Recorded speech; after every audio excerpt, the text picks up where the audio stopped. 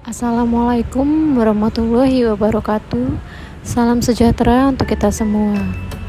Berikut kami akan menyampaikan pemaparan mengenai S1 Akuntansi dalam Visualisasi Data dan Informasi Universitas di Kubang, Semarang. Sebelumnya, perkenalkan, kami dari kelompok 2 yang terdiri dari Fala Nasi Soleka dengan NIM 2205526021, kemudian Pia Eka Sarvika dengan NIM 2305526007, kemudian Putri Natalia Printania dengan NIM 2305526009. Nah, pada kesempatan ini kami akan mempresentasikan mengenai visualisasi data yang kami buat dan kami sajikan dalam format dashboard dinamis. Tentunya sesuai dengan KPI yang menjadi insight dari visualisasi data yang telah ditentukan. Adapun judul dari makalah kami adalah Visualisasi Data Karyawan pada Bank Sentral Asia (TBK) periode Juni 2024. Baik, untuk selanjutnya kami akan mendemonstrasikan bagaimana cara membuat sebuah dashboard yang datanya awalnya berasal dari Microsoft Excel tersebut. Baik, pertama-tama data yang sudah ada, kita akan buat data tabel, yaitu dengan cara kita klik insert table, lalu kita blok dan kita oke.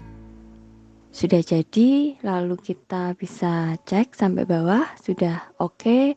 Kita bisa pilih warna untuk tampilan sesuai yang kita inginkan.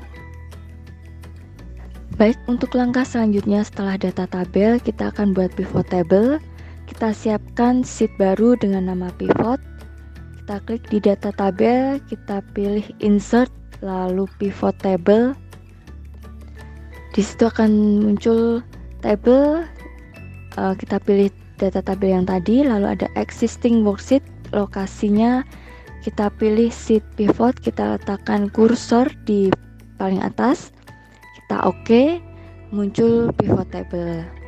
Untuk isinya kita bisa pilih, misalnya kali ini kita akan pilih pivot table mengenai gender. Kita coba pakai gender, muncul female dan male. Untuk mengetahui jumlahnya, kita bisa tarik keterangan gender ke kolom values.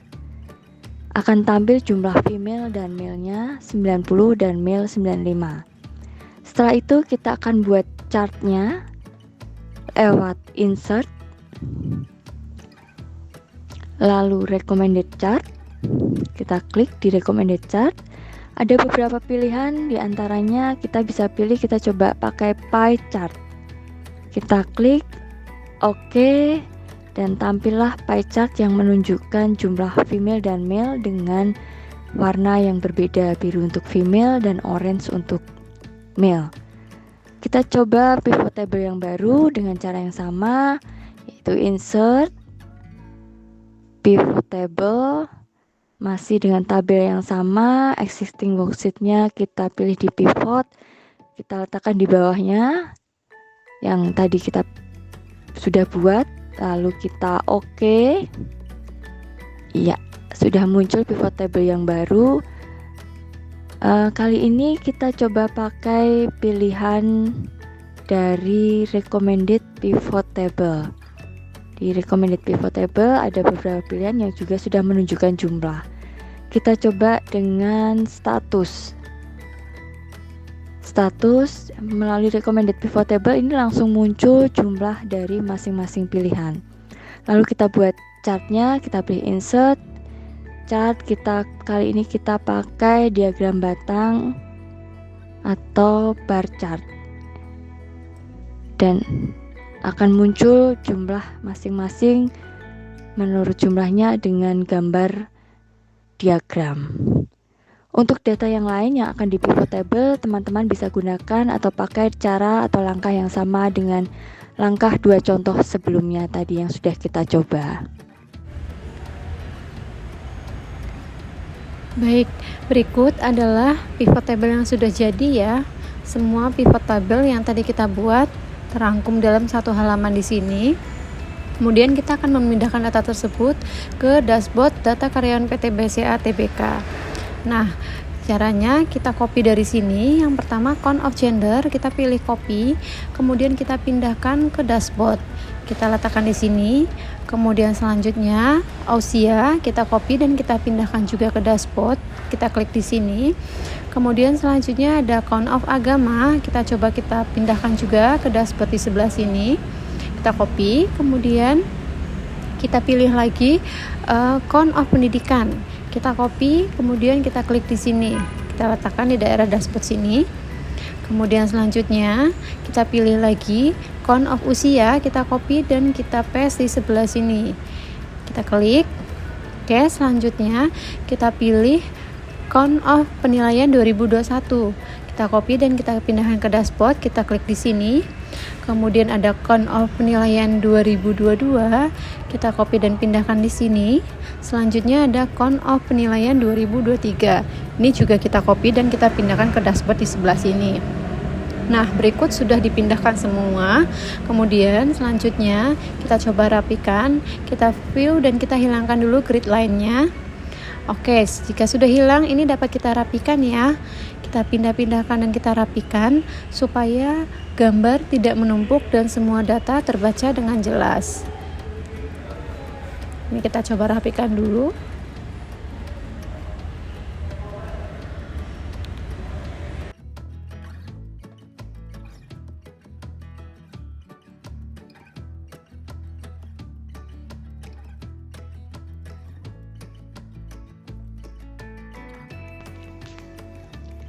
Baik, selanjutnya yaitu proses membuat atau menambahkan slicer.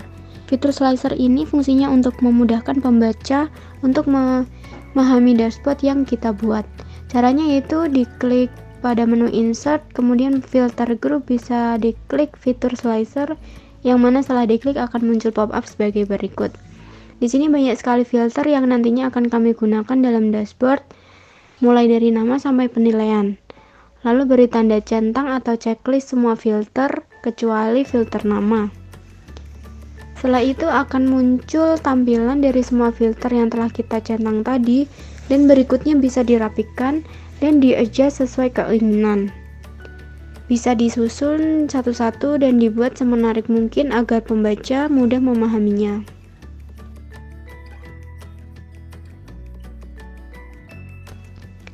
Kita lanjut pada filter penilaian. Penilaian dari tahun 2021 sampai 2023 disusun urut mulai dari tahun yang terkecil. Kemudian diletakkan di sebelah sisi kanan dashboard, tepatnya di sebelah pie chart count of penilaian. Di sini fungsinya agar pembaca bisa melihat seberapa banyak karyawan yang mendapatkan penilaian kinerja A, B, atau C.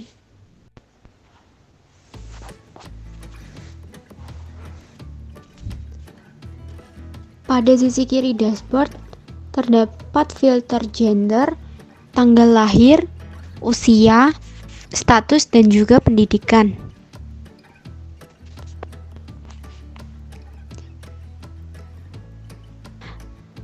Karena pie chart count of gender tertutup, ini kami pindahkan dulu ke samping. Lalu filter yang tadi disusun ulang agar terlihat rapi.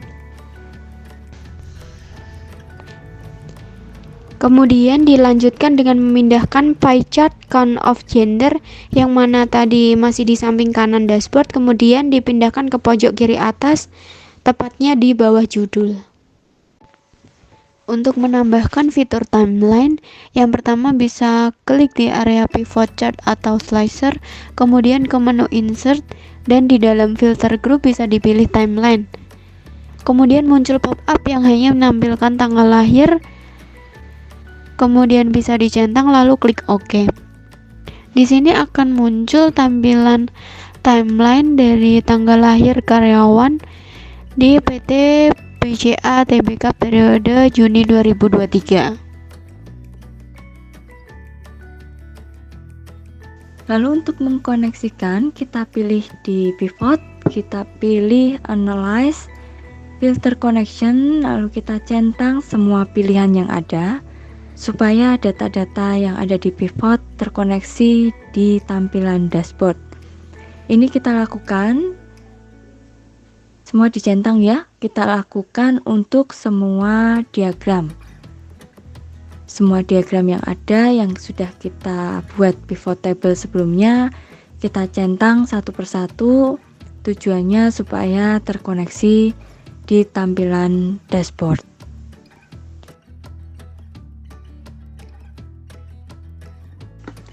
Setelah kita pastikan seluruh data sudah tercentang, kita cek di dashboard apakah benar sudah terkoneksi. Kita bisa pilih melalui timeline tanggal lahir. Kita klik untuk semua periode tahun kelahiran. Kita coba pilih data female. Saat kita klik data female, data yang muncul atau tampil adalah hanya data karyawan wanita saja. Data karyawan wanita PT BCA Tbk dengan usia, status, tanggal lahir, dan penilaian sesuai yang dibutuhkan untuk kebutuhan analisa perusahaan. Ya, di sini yang tampil hanya jumlah karyawan wanita saja karena kita klik pilihan female di dashboard di slicer pilihan gender. Kita bisa lihat data yang muncul hanya karyawan wanita dengan segala usia karena kita centang di seluruh usia. Nah, untuk mengembalikan kita bisa silang di masing-masing slicer. Di pojok kanan atas kita kembalikan data supaya tampil seluruh karyawan PT BCA Tbk, yaitu baik laki-laki maupun perempuan. Data di dashboard ini bisa kita gunakan untuk memberikan informasi yang diperlukan sesuai data kebutuhan karyawan di PT BCA Tbk. Dari data dashboard yang sudah kami tampilkan tersebut, ada beberapa kesimpulan yang bisa kami simpulkan.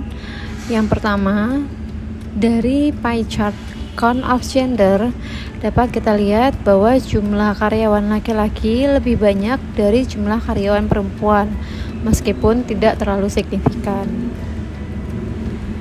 Kemudian 81 karyawan di PT Bank Sentral Asia Tbk berstatus sudah menikah.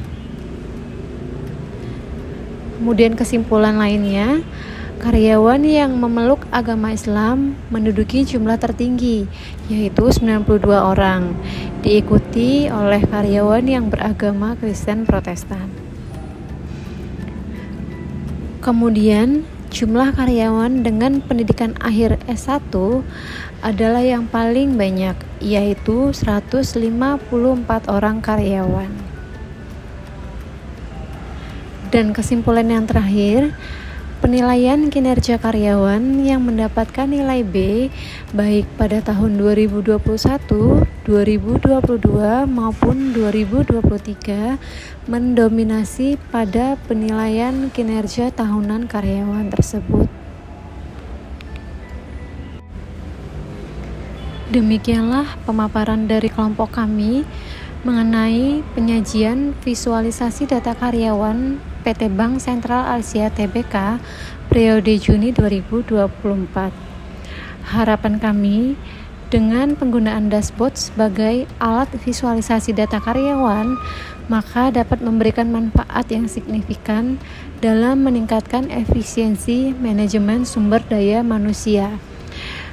Dengan demikian, keputusan yang diambil dapat lebih tepat sasaran dan didukung pula oleh data yang akurat. Selain itu, penyajian data yang visual dan interaktif juga memudahkan identifikasi tren dan masalah potensial dengan cepat.